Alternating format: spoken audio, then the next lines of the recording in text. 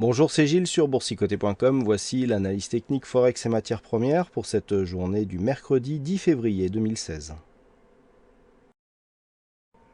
Et sur la paire de devises euro-dollar, eh bien, ce sont des signaux d'affaiblissement que nous avions. On avait un signal ici de breakout par rapport à cette précédente zone de point haut significatif. Le problème, c'est que les cours sont revenus sur cette zone et sont repassés d'une manière très rapide sous cette zone ici de point haut, ce qui invalide la poursuite de mouvement puisque nous avons ici cette zone de point haut qui ne s'affirme pas comme nouvelle zone de support sur cette paire de devises euro-dollar. Donc nous avions ici un signal de breakout qui a été invalidé.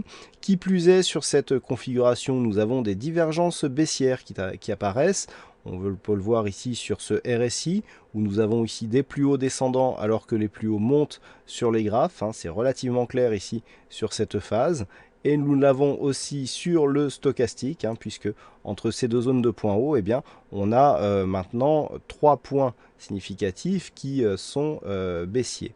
Donc du point de vue ici de la configuration, on a clairement une phase d'affaiblissement qui est en train de se créer.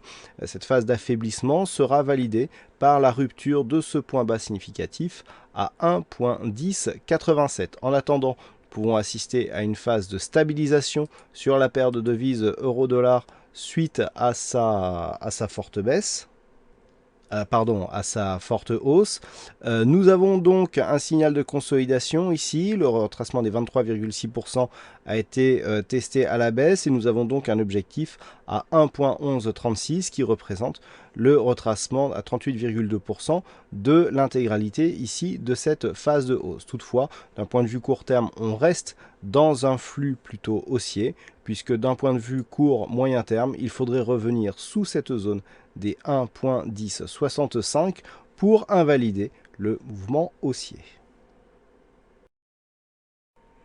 Sur le dollar-yen, par contre, pas d'affaiblissement, puisqu'après la rupture ici de cette zone des 116,07, que je vous signalais comme une rupture majeure pour ce qui est de la tendance moyen-long terme, eh bien on est revenu directement sur la zone des 114,217, une phase de consolidation ici dans une zone de triangle baissier. Nous voyons bien ici cette zone de triangle, donc entre ce segment et la zone horizontale ici de support des 114,217 et donc la rupture ici de cette zone de support nous confirme le triangle baissier qui est une figure à forte probabilité de sortie baissière. Donc par rapport à cette configuration justement, le but est de calculer l'objectif.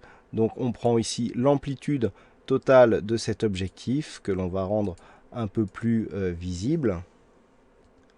Et ensuite, il suffit de déplacer ce segment ici sur la zone de cassure pour avoir l'objectif. Et l'objectif ici, lorsque l'on rabaisse, nous donne une zone de résistance, de support, qui était déjà identifiée à 112,57. Donc sur cette rupture, l'objectif est défini par la prochaine zone de support qui est confirmée ici par l'objectif de triangle.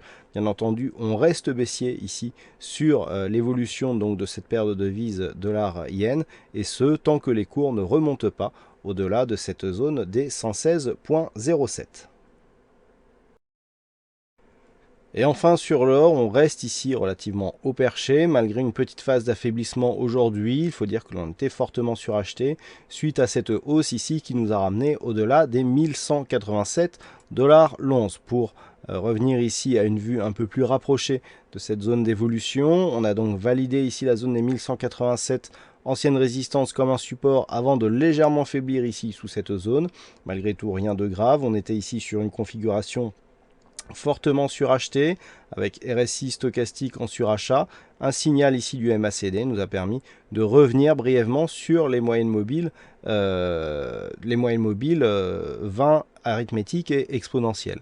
Toutefois, les cours ici remontent rapidement. Il semble que ce soit maintenant cette zone des 1200 $ l'once qui fasse office de résistance intermédiaire. Et en cas de rupture haussière, on peut attendre ici un retour assez rapide vers cette zone des 1208 $ l'once. Attention, une rupture ici de cette zone des 1164,8 serait un signal d'une consolidation plus profonde, même possiblement un retournement.